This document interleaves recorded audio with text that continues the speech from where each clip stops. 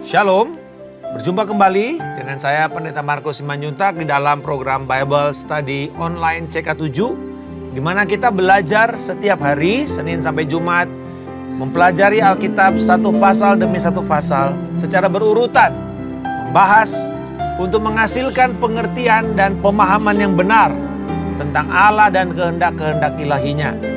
Dan di atas itu saya percaya bahwa kita akan bertumbuh dan melakukannya bagi kemuliaan Kristus. Hari ini kita akan belajar tentang Allah adalah kota benteng kita. Dia kekuatan kita. Dari Mazmur pasal yang ke-46. Dan biarkanlah ini menjadi sebuah deklarasi iman kita di tengah-tengah kesulitan.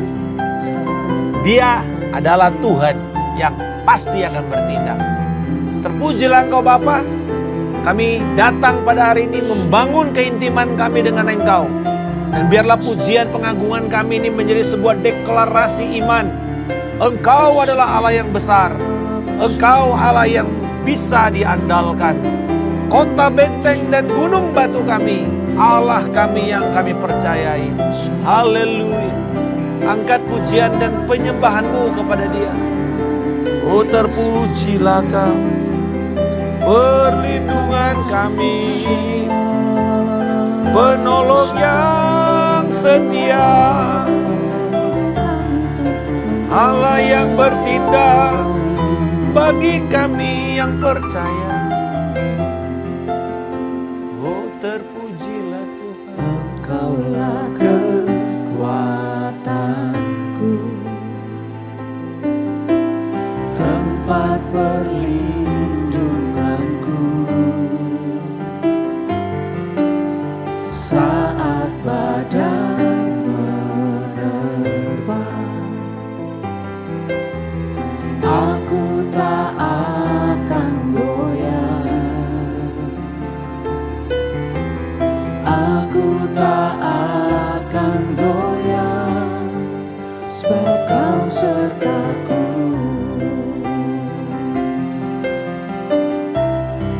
Sejauh langit dari bumi, begitu besarnya kasih-Mu. Oh, penuhilah kami Tuhan. Penuhi hati kami Kerinduan yang kami dengan rindu menyembah-Mu, Yesus. Sejauh langit dari bumi, begitu besarnya kasih-Mu. Kaulah Tuhan, kekuatanku, sukacitaku.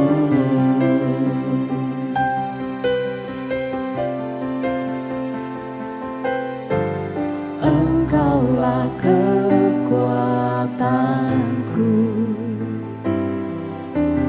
tempat perlindunganku saat badai menerpa. Aku tak akan goyah, aku tak akan goyah, sebab Kau sertaku. Amin. Sejauh timur dan Sejauh langit dari bumi, begitu besarnya kasih-Mu. Penuhi hati kami yang rindu menyembah-Mu, Yesus. Sejauh langit dari bumi, begitu besarnya kasih-Mu. Kaulah Tuhan, kekuatanku, sukacitaku.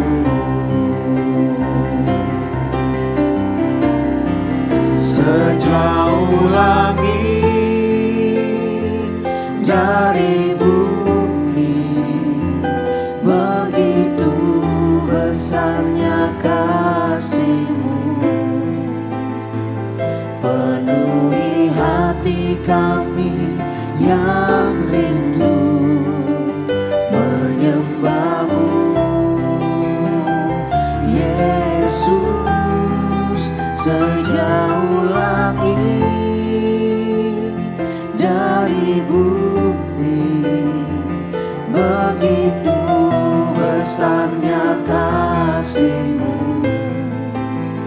Kaulah Tuhan, kekuatanku, sukacitaku.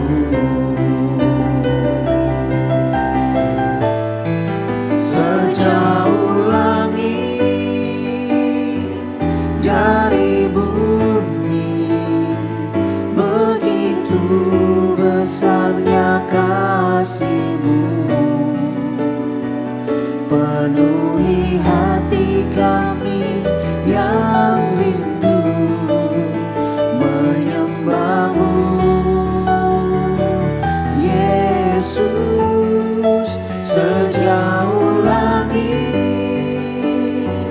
dari bumi, begitu besarnya kasih-Mu. Kaulah Tuhan, kekuatanku, sukacitaku.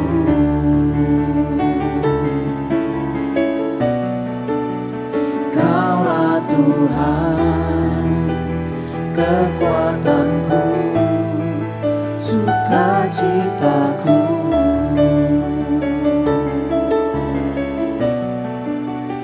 Kaulah Tuhan, kekuatanku, sukacitaku.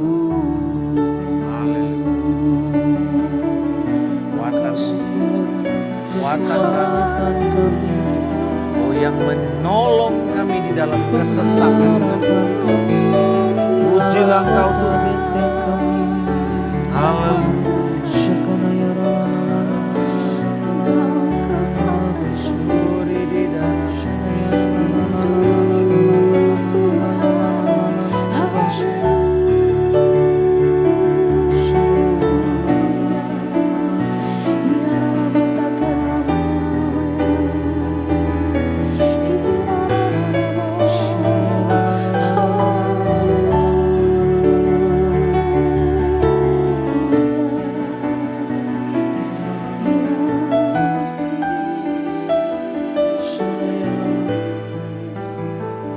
Kau Allah yang besar, ajaib dan mulia.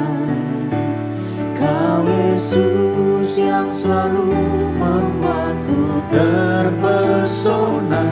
Segala pujian bagi-Mu ya Tuhan, hanya Kau yang layak ku agungkan. Kau Allah yang besar, ajaib dan mulia. Kau Yesus yang selalu membuatku terpesona. Segala pujian bagi-Mu ya Tuhan, hanya Kau yang layak ku agungkan.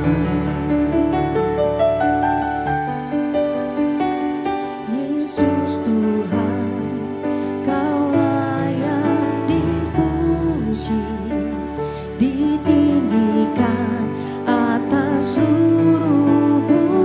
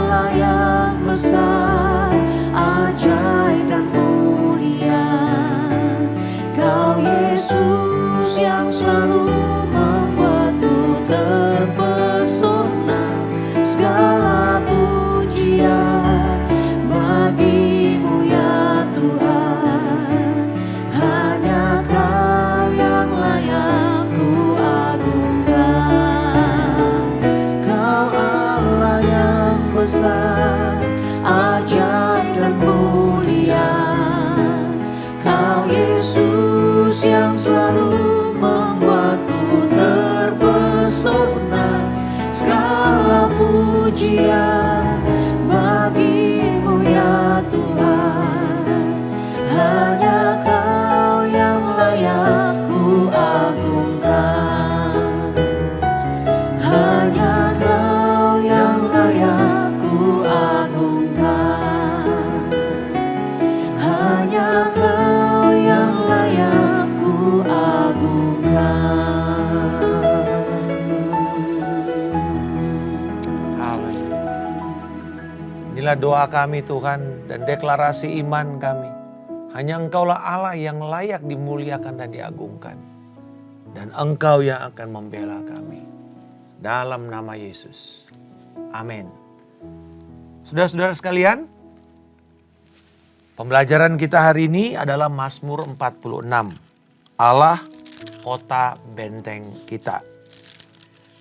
Ini merupakan sebuah Mazmur yang banyak sekali pemahaman yang kita bisa dapat. Tapi saya mulai dulu dengan sebuah fakta ini. Bahwa dari Mazmur ini muncul sebuah nyanyian kidung. Yaitu yang ditulis oleh Martin Luther tahun 1527 sampai 29. Yang di dalam bahasa Inggrisnya diterjemahkan sebagai A mighty fortress is our God. Allah lah tempat perlindungan kita yang perkasa. Benteng kubu pertahanan yang perkasa. Perlindungan yang tidak pernah gagal. A mighty fortress is our God. The bulwark never failing. Ini merupakan sebuah lagu perjuangan. Bahkan pada waktu orang-orang Eropa, tentara-tentara Eropa yang pasti mereka adalah orang-orang percaya, Kristen. Mereka memakai lagu itu untuk menjadi lagu perjuangan pada waktu mereka melawan serangan dari Kesultanan Ottoman yang menyerang Eropa pada perang Eropa lawan Ottoman di penguasa Turki pada waktu itu. Nah saudara-saudara, kenapa ini begitu menjadi lagu yang begitu berkuasa? Ya, lagu yang begitu hebat. Dan kalau kita dengar di dalam terjemahan bahasa Indonesia juga, karena diterjemahkan ke dalam lebih dari 70 bahasa. Ini lagu begitu menggugah perasaan kita. Nah, pada waktu ini ditulis, ini bukanlah Mazmur Daud, ini Mazmur Bani Korah. Mazmur pengajaran dengan lagu Alamot, itu lagu tentang kekekalan. The Song of Eternity yang dinyanyikan oleh para gadis-gadis. Dan lagu ini kalau kita baca kategori Mazmur, ini bukan Mazmur doa, bukan Mazmur syukur walaupun ada syukur di situ, bukan Mazmur ratapan walaupun ada sebuah ketakutan ancaman. Lebih tepat digolongkan sebagai Mazmur kepercayaan, Psalm of Trust, nyanyian kepercayaan, nyanyian iman. Karena ketika Bani Korah menyanyikan lagu ini, bangsa Israel sedang mengalami ancaman. Kita tidak diberitahukan krisis apa yang sedang dialami oleh bangsa Israel. Tetapi besar kemungkinan konteks kisah kenapa lagu ini muncul itu oleh beberapa sarjana perjanjian lama mengacu kepada kondisi pengepungan bangsa Asyur terhadap kerajaan Israel di 2 Raja-Raja 17 dan pengepungan Sanherib Raja Asyur kepada kerajaan Yehuda pada masa pemerintahan Hizkia di dalam 2 Raja-Raja 18. Jadi 17 dan 18, satu ke Israel, satu lagi kepada Yehuda. Dan kita tahu bahwa kisah itu bahwa bangsa Yehuda karena juga kejahatannya mereka dikalahkan oleh Sanherib. Kalau kita melihat strukturnya maka memungkinkan masuk akal alasan itu kenapa terjadi dan bagaimana lagu ini mulai dimunculkan. Kalau kita lihat strukturnya dari ayat 2 sampai ayat 4, itu merupakan sebuah deklarasi kepercayaan kepada Yahweh, kepada Allah. Ini merupakan pernyataan yang terbuka, Tuhan, hanya kepadamu lah kami percaya. Dikatakan Allah itu tempat perlindungan, kekuatan, penolong dalam kesesakan, terbukti nyata. Kita tidak akan takut walaupun bumi bergerak, gunung bergoncang, laut bergelora, gunung goyang.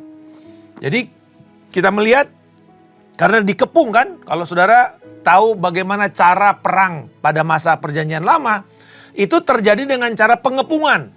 Dikepung dengan begitu banyaknya tentara yang kalau berderap atau mungkin kereta kudanya itu membuat goyang. Tanah itu bergetar. Dan ketakutan itu mereka melihat bahwa kota itu terutama Yerusalem itu yang dibentengi juga akan gampang dimusnahkan. Tetapi di situ mendengar deru-deru perang itu, mendengar konflik itu, mereka meletakkan kepercayaan mereka kepada Allah. Mereka menyanyikan. Dan saudara, waktu kita biasanya dalam keadaan takut gitu kan ya, kita nyanyi, kita memuji Tuhan. Kita mendeklarasikan iman kita. Lalu kemudian ayat 5-8 ini nyanyian tentang bagaimana Tuhan akan melindungi mereka di kota sucinya. Karena Yerusalem kan ada bait suci. Dan pada waktu itu deru-deru perang ini sudah mendekat. Dikatakan ada sebuah aliran menyukakan kota Allah. Itu sungai yang masuk ke dalam Yerusalem, menjadi sumber air. Dan biasanya kalau perang, sumber air ini dihentikan supaya orang itu mati di dalam kota itu. Jadi diputus. Tapi dikatakan sumber air ini adalah sumber air bawah tanah yang menjadi suplai kota Yerusalem. Bahkan sampai sekarang masih ada suplai itu masuk. Itu kota Daud. Ya. Dan kemudian dikatakan Allah ada di dalam kota itu. Berarti hadirat Allah adalah hadirat yang melindungi. Karena dikatakan ketika Allah ada, kota itu tidak akan goncang. Allah menolongnya menjelang pagi. Bangsa-bangsa ribut, kerajaan-kerajaan goncang. Tapi ia, Allah, memperdengarkan suaranya. Dan bumi pun gemetar. Tuhan semesta alam, Yahweh Zebaot, kota benteng kita. Ya, Tuhan menyertai kita. Kota benteng kita adalah Allah Yakub. Nah, di sini nyanyian ini berlanjut. Bukan sebuah deklarasi semata-mata, tetapi juga sebuah pernyataan iman yang mengatakan hadirat Allah lah yang melindungi. Dan diungkapkan bagaimana cara kerja Allah melindungi umatnya. Bagaimana cara kerja Allah? Dia menolong. Dia hadir, dia menolong, dia memperdengarkan suaranya, dan bumi pun bergetar. Dia menyertai. Jadi bentuk perlindungan, cara kerja Allah melindungi umatnya di tengah-tengah kegoncangan adalah memperlihatkan bahwa dia hadir. Dia melindungi, dia menyertai, dia berbicara. Dia memperdengarkan suaranya. Karena seringkali ketika kita ngalamin keadaan sulit, kita bilang gimana Tuhan? Mana Tuhan kok gak bicara? Bahkan ketika keadaan senyap, kita bingung. Tuhan mana?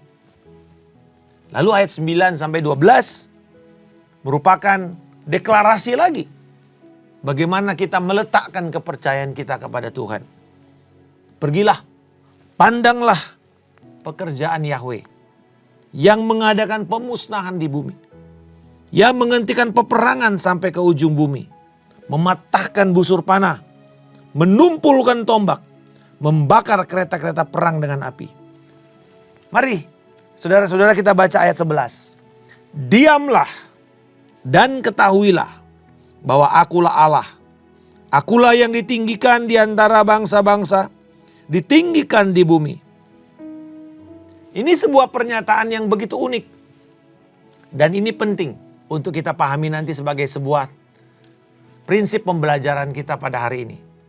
Tapi sebelumnya, mari kita lihat secara umum apa yang bisa kita pelajari. Segala pergolakan, baik itu politik, baik itu bencana alam, baik itu kekerasan, baik itu perang, adalah kenyataan yang harus kita hadapi sebagai manusia. Karena keberdosaan kita.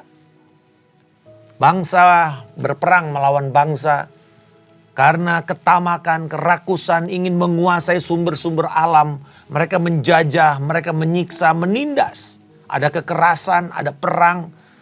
Dan kita tahu bahwa ketika Sanherib datang dan menaklukkan Yerusalem, Hizkia harus menyerahkan seluruh perbendaharaan rumah Tuhan. Perak, emas, dan seluruhnya dirampok. Kita nggak bisa menolak adanya kenyataan karena manusia yang berdosa. Bahkan kita nggak boleh menyangkal dan mengabaikan. Sekeliling kita ini begitu banyak kejahatan, kekerasan, kriminalitas semakin lama semakin mengerikan. Begal, bahkan tidak punya lagi peri kemanusiaan, membunuh, melakukan itu dengan cara yang begitu kejam. Semua ini ada karena keberdosaan manusia. Hari ini mungkin kita nggak lihat deru perang, tapi kita lihat deru tawuran. Kalau kita pulang kerja, wah ada tawuran anak-anak sekolah sama ini dalam sekolah itu. Kita langsung dicekam dengan ketakutan.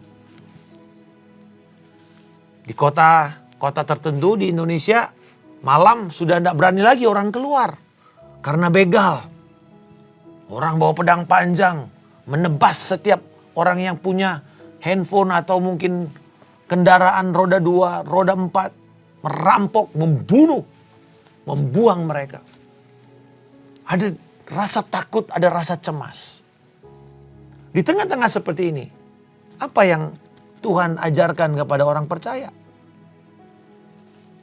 Kita diajar berdoa. Tetapi, saudara-saudara, doa bukanlah dirancang oleh Allah supaya kita sekedar berseru dan kita terhindar dari bahaya atau ancaman. Ayub mengatakan, kalau kamu cuma teriak-teriak minta tolong kepada Tuhan pakai doamu, kamu tidak lebih dari orang dungu. Loh Pak, salah kita berdoa untuk minta kita diluputkan. Bukan. Tidak salah. Tetapi doa bukan hanya untuk itu. Doa bukan hanya sekedar kita minta supaya kita tidak punya mara bahaya. Kita diluputkan, kita senang-senang terus. Enggak. Kita tahu bahwa di dalam Mazmur, termasuk Mazmur yang kita sedang bahas ini. Sebuah doa yang dinaikkan di tengah-tengah ancaman. Di tengah-tengah bahaya kekejaman. Di tengah-tengah bahaya keruntuhan dan penindasan. Tetap kita perlu naikkan doa kita. Bukan berarti kita mengagungkan kekerasan. Tentu salah. Tidak. Karena di dalam keadaan seperti itu, kita belajar mengagungkan Tuhan. Tetap fokus kita adalah Dia Allah yang hebat. Allah yang besar, Allah kota benteng kita. Saya ingat pada waktu kerusuhan Mei 1998, saya dengan istri saya di rumah itu tiba-tiba dikerumunin dengan ratusan gerombolan massa. Malam-malam, apa yang terjadi? Kita harus matikan lampu supaya nggak menarik perhatian orang. Orang datang menjara, membawa segala macam dengan keberingasan. Tentu ancaman dan roh ketakutan, roh maut itu begitu di depan mata kita. Tapi disitulah Mazmur ini mengingatkan saya. Dan mengatakan, Tuhan, Engkaulah benteng kami. Kami tidak punya lagi pertahanan apapun.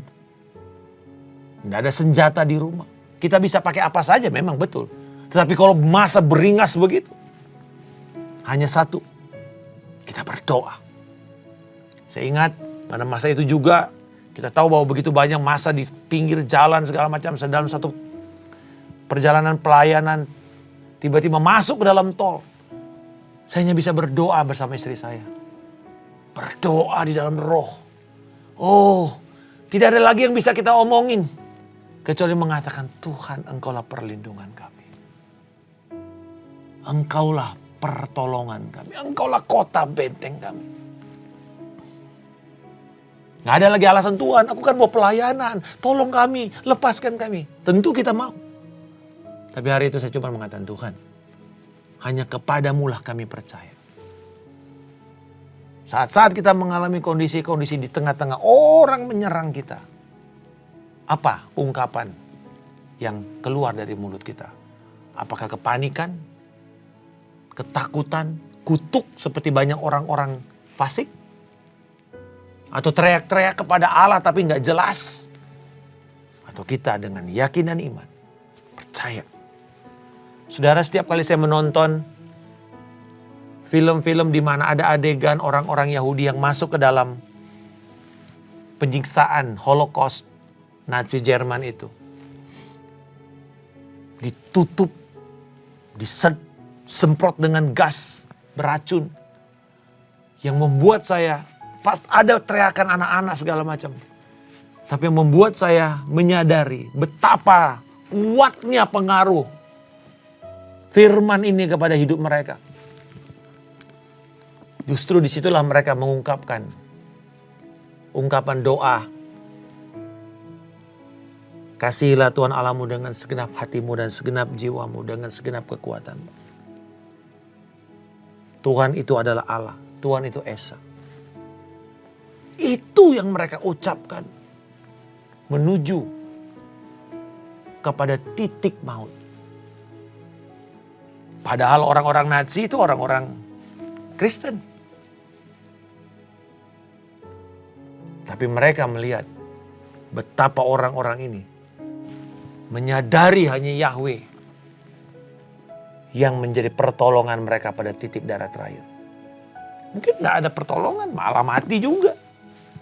Tapi pada waktu mati, kematian kita adalah kematian yang tidak sia-sia. Dan ini terungkap di dalam pernyataan Rasul Paulus di dalam 2 Timotius pasal yang terakhir. Di mana ketika dia mengatakan darahku sudah hampir tercurah. Aku mempertahankan imanku. Saudara-saudara, dia ingin dibebaskan dari tuduhan bahwa dia ini adalah penghasut. Dia dihukum mati. Dia terus melakukan kasasi sampai kepada kaisar. Tapi kaisar menolak kasasinya. Dan dia harus dipancung. Tetapi tulisan itu membuat kita mengatakan sampai titik darah terakhir. Paulus tidak menyerah kepada apa yang dia yakini.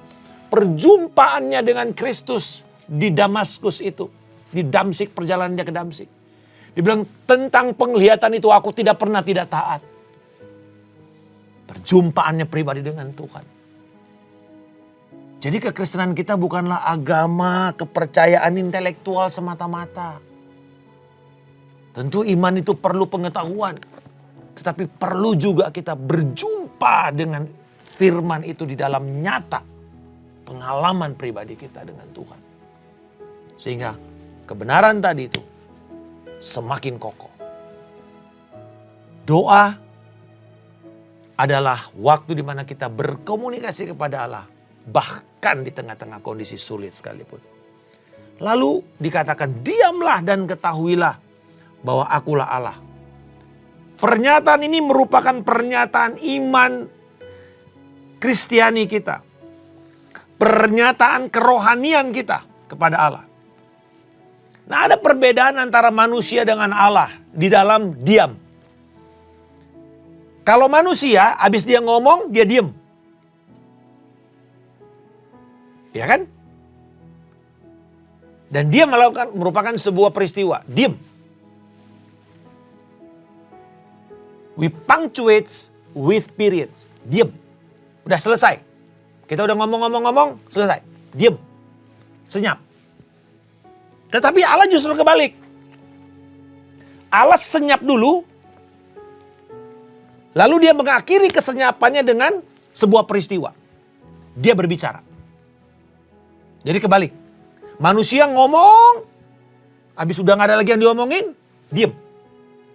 Tapi Allah kebalik. Dia mengizinkan kesenyapan, silence. Tidak ada suara apa-apa, bahkan kacau. Lalu kemudian dia menyelesaikannya dengan mengatakan, berfirmanlah Tuhan. Dan ini dimulai dari pola itu, dimulai dari mana? Dari mulai penciptaan. Kejadian pasal yang pertama ayat 2 dikatakan, bumi tidak berbentuk dan kosong. Bumi kacau. Dalam bahasa aslinya, bumi itu tidak beraturan. Senyap. Tidak ada apa-apa, gelap. Senyap, gelap.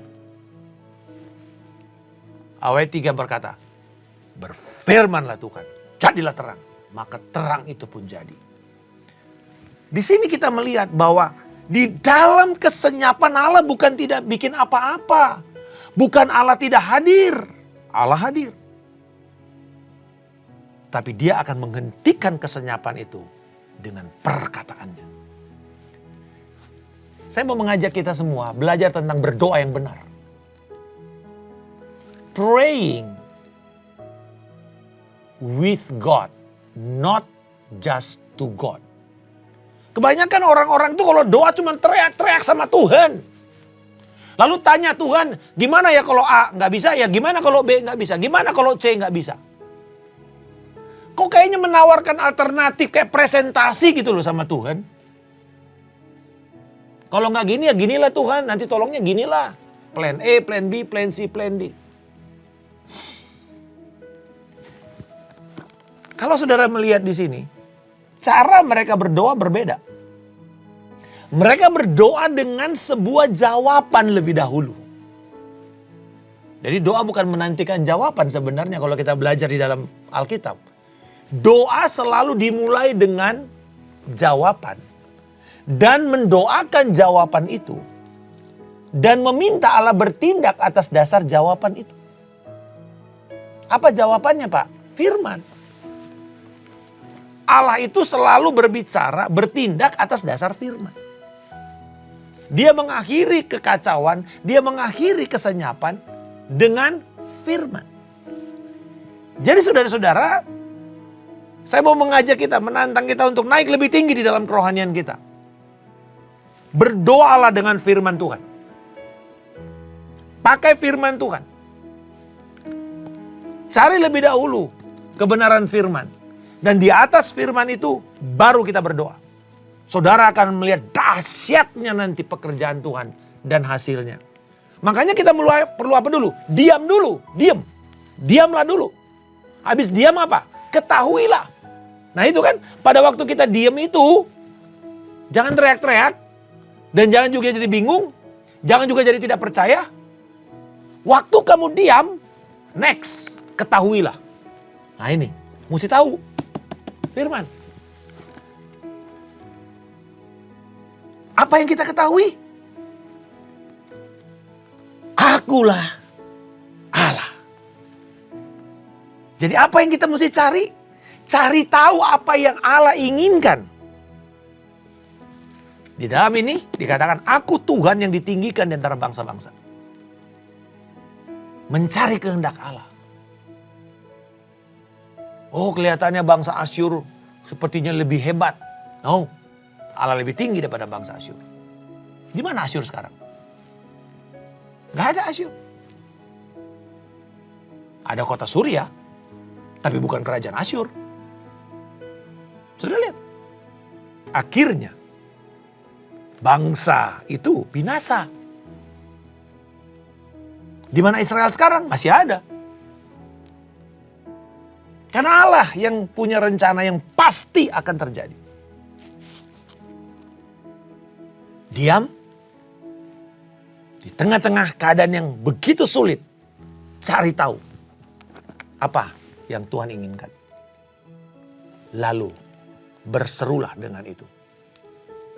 Maka Tuhan menyertai kita. Dan Tuhan akan memperlihatkan dirinya sebagai kota benteng yang bisa kita andalkan. Mari kita bertindak seperti apa yang Allah inginkan. Berdiam, mengetahui, menemukan jawaban dari Tuhan. Lalu berdoa, mendeklarasikan seturut dengan jawaban dan kehendak Allah. Dan biarkan dia bertindak. Dan namanya yang dipermuliakan. Saya mau mengajak kita semua menaruh pengharapan kita kepada Tuhan semata-mata. Dialah kota benteng kita. Tidak ada yang bisa mengandalkan yang lain. Di luar Tuhan, di luar Yesus Kristus, semua akan menjadi sia-sia. Tidak bisa kita harapkan. Tidak bisa membawa kita kepada kekekalan yang hidup. Karena di luar Tuhan semua itu akan binasa. Dan binasa sampai kepada kekekalan. Tapi kita yang percaya, kita akan mendapatkan kekekalan dalam hidup yang seutuhnya. Tuhan Allah yang menjadi benteng kita. Diam, ketahui, dan berseru, Allah lah yang ditinggikan. Bapa, hamba berdoa pada saat ini untuk setiap kami. Ketika kami mengalami keadaan sulit, ketika kelihatannya tidak ada suara apapun dari Tuhan, biarlah itu menuntun kami untuk mencari firman-Mu. Dan pada waktu kami mendapatkan firman-Mu, kami berdiri di atas firman-Mu itu, berdoa, dan meminta Engkau bertindak hanya atas dasar firman-Mu. Dan kami akan melihat Tuhan ditinggikan. Dan Tuhan mengatasi semua yang terjadi dalam bangsa ini. Kami berdoa bahwa kiranya kami memiliki perspektif yang benar. Bahwa Tuhan yang melindungi kami, yang memelihara kami, yang membuat wajah-Mu bersinar atas kami Tuhan. Memberikan kepada kami kekuatan dan damai sejahtera. Biarlah hari ini juga kami menerima damai sejahtera yang daripada Tuhan.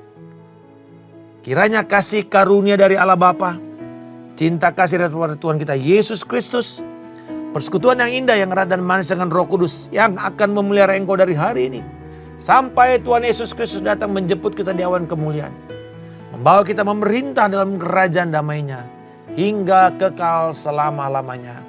Dalam nama Tuhan Yesus Kristus kami telah berdoa dan mengucap syukur. Haleluya.